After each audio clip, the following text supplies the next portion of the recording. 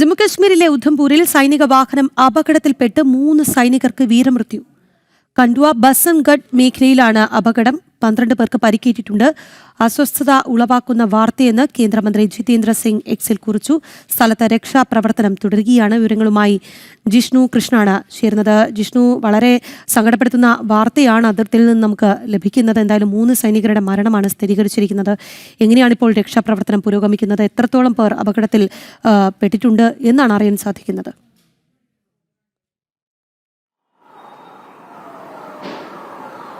ജാക്കി, രക്ഷാപ്രവർത്തനം പൂർത്തിയായി എന്നാണ് മനസ്സിലാക്കുന്നത്. ജമ്മു കശ്മീരിൽ ഉധംപൂർ ജില്ലയിൽ കട്വ മേഖലയിലാണ് ഇത്തരത്തിൽ അപകടമുണ്ടായിട്ടുള്ളത്. സൈനിക വാഹനം റോഡിൽ നിന്ന് തെന്നിമാറി താഴെ കൊക്കയിലേക്ക് പതിക്കുകയായിരുന്നു. ഉടൻ തന്നെ രക്ഷാപ്രവർത്തനം നടത്തി 15 പേരെ പരിക്കുകളോടെ രക്ഷപ്പെടുത്തി. 3 സൈനികർ വീരമൃത്യു വരിച്ചു എന്നുള്ളതാണ് സൈനിക കേന്ദ്രങ്ങൾ അറിയിച്ചിട്ടുള്ളത്. ഇത് സംബന്ധിച്ച് CRPFന്റെ ഭാഗത്തുനിന്നൊരു ഔദ്യോഗികമായിട്ടുള്ള സ്ഥിരീകരണം എത്ര പേർ വീരമൃത്യു വരിച്ചു എന്നുള്ളതും പരിക്കേറ്റവരെ ഏത് ആശുപത്രിയിൽ പ്രവേശിപ്പിച്ചു അവരുടെ ആരോഗ്യനില സംബന്ധിച്ച് CRPFന്റെ ഭാഗത്തുനിന്ന് ഉടൻ തന്നെ ഔദ്യോഗികമായിട്ടുള്ള ചില വിവരങ്ങൾ അറിയിക്കും. നിലവിൽ നമുക്ക് ലഭിച്ചിട്ടുള്ള വിവരപ്രകാരം CRPFന്റെ 187 ബറ്റാലിയനിൽപ്പെട്ട സൈനിക ഉദ്യോഗസ്ഥർ സഞ്ചരിച്ചിരുന്ന വാഹനമാണ് അപകടത്തിൽപ്പെട്ടിട്ടുള്ളത്. ബസന്ത്ഗഡ് മേഖലയിൽ CRPFന്റെ സംയുക്ത സേനയുടെ ഒരു ഓപ്പറേഷൻ കഴിഞ്ഞു മടങ്ങുന്ന ഉദ്യോഗസ്ഥരും സൈനികരുമായിരുന്നു വാഹനത്തിലുണ്ടായിരുന്നത്. 10:30 ഉധംപൂരിലെ കട്വ മേഖലയിൽ വെച്ച് വാഹനം റോഡിൽ നിന്ന് തെന്നിമാറി താഴെ കൊക്കയിലേക്ക് പതിക്കുകയായിരുന്നു. ഉടൻ തന്നെ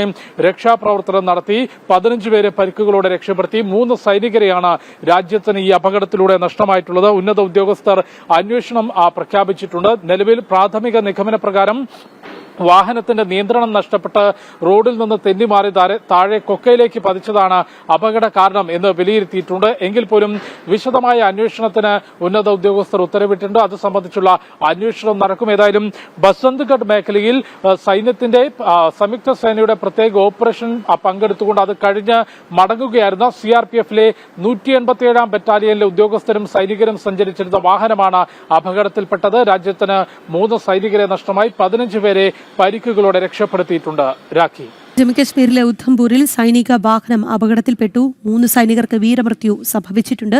കണ്ട്വ ബസൻഘട്ട് മേഖലയിലാണ് അപകടം ഉണ്ടായത്. 12 പേർക്ക് പരിക്കേറ്റിട്ടുണ്ട് എന്നാണ് ലഭിക്കുന്ന വിവരം. ജിഷ്ണു കൃഷ്ണാണ് വിശദാംശങ്ങൾ നൽകിയത്.